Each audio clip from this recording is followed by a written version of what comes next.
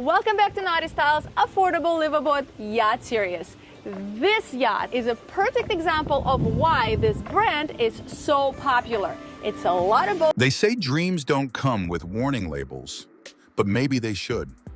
For Victoria, Chalaya, and Rico Rox Stoll, NautiStyles was more than just a YouTube channel. It was a leap into deep water, built on salt, sweat, and a quiet kind of chaos. What the world saw was luxury, freedom, and success. What they lived was far more complicated. Behind the waves and the wanderlust lies a story few have heard, until now. Because somewhere between the glossy decks and global fame, something cracked, revealing the price of chasing perfection on open seas. And what surfaced next would change everything. They met not by fate, but by collision, a perfect chemical reaction of talent, longing, and risk. Victoria, born in St. Petersburg, Russia, carried stories in her blood, stories of history, heartbreak, grandeur, and poverty. She moved to Los Angeles as a teenager, chasing film school and the blank page.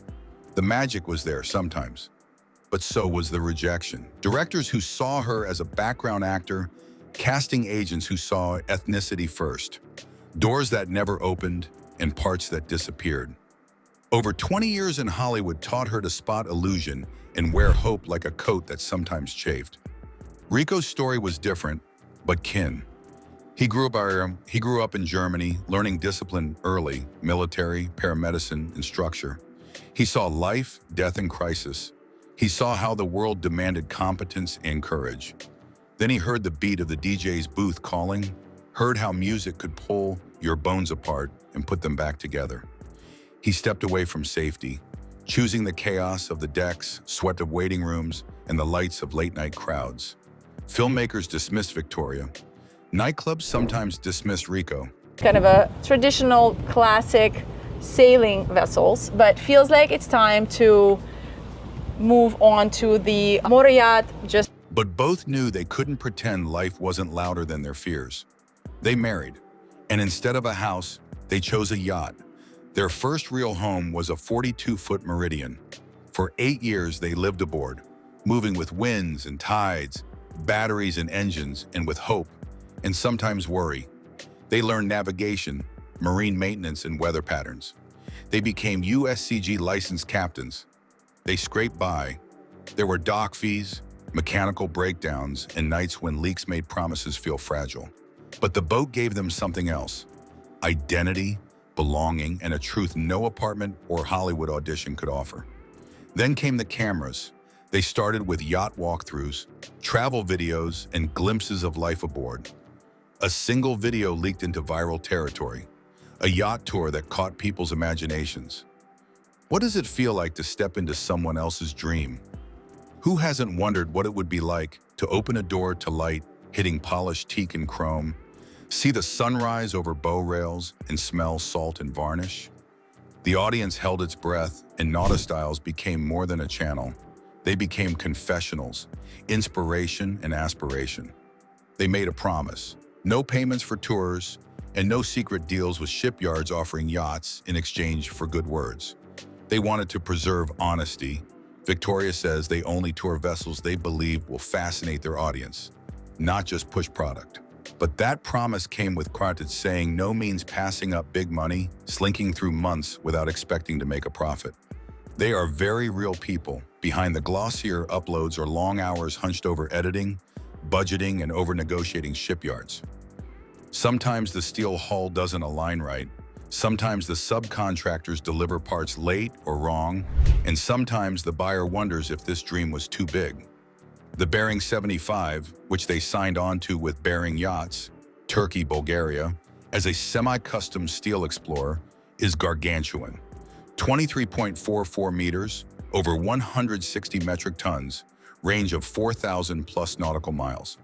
And though they have announced it publicly and opened up much of the building journey on NautiGuys, the ambition means risks, structural integrity, cost overruns, labor issues, and weather issues.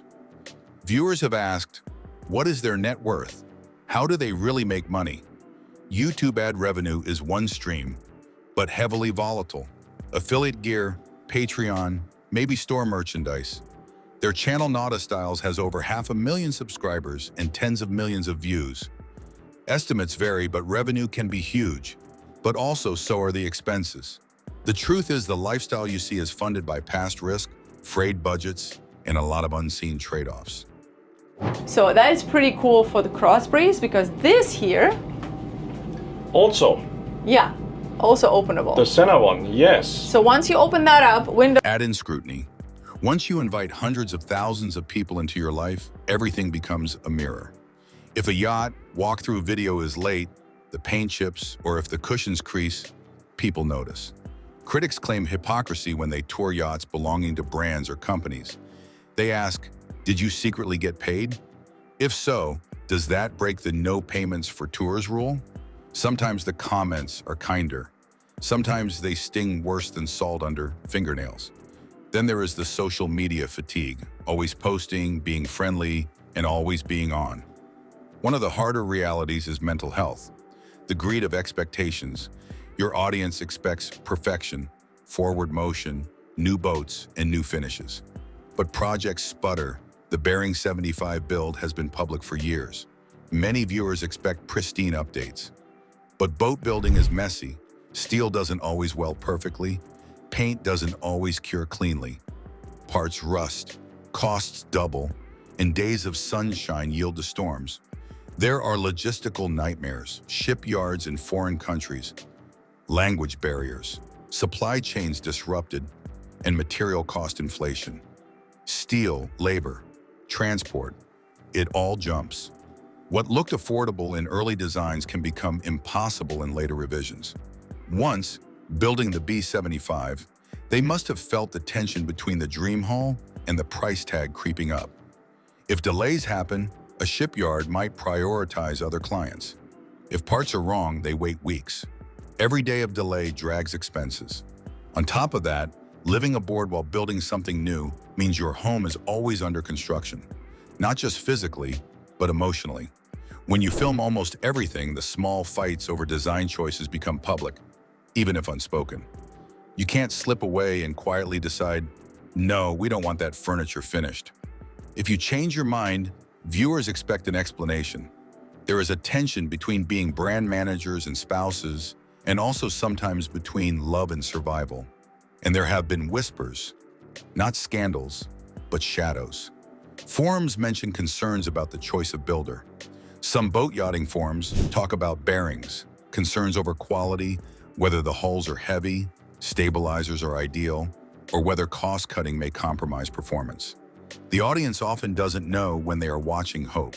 When they see shiny woods and polished surfaces, what they may not see is plywood backing that cracked, nights lying awake over budgeting issues, and storms where the boat pitched so hard you wondered if you'd lose a window or more. The uncertainty of what lies beneath. And tragedy isn't a single event. It is slow. A soggy box in the hull, rust in unseen crevices, trust worn thin by perfectionism, joy undercut by exhaustion. Victoria once talked about whale geek life, the way nature humbles you. The sea gives and takes, and that humility means every failure feels personal. Still, there is so much beauty. They are building something rare, not just a brand, but a community. They teach people about seamanship, respect for boats, and about what it means to want something badly enough to risk. They also expanded. Victoria is reportedly head of sales for Bering Yachts Americas, co-owner of a brokerage business in marine consulting. So their income is beyond from ad revenue. It comes from marine business, dealership, and consulting. But all of that multiplies the work and multiplies the vulnerability. Clients expect results. Contractors demand payment. What is their net worth really? If you gathered all assets, yachts, equipment, real estate, business interests, you'd find they likely have a comfortable lifestyle. But you'd also find debts, loans, risk reserves, and cash flow tight months. The outward sparkle hides ledgers, payments due, tax concerns, insurance premiums, logistic chaos, and always the cost of filming, cameras, travel, and upkeep. Sometimes the biggest expense is internal. The cost to self and identity. They are known as NautiStyles couple, yacht creators, If anything fails, everyone will see. If they change, some will accuse them of selling out. If they rest, people ask what's wrong. They cannot turn off. The camera is always somewhere, even when off. Yet their story reminds us dreams are not polite. They don't come packaged neatly. They demand everything. And still often people say, why do this? Is it worth it? If you were Victoria, would you trade some fame for peace?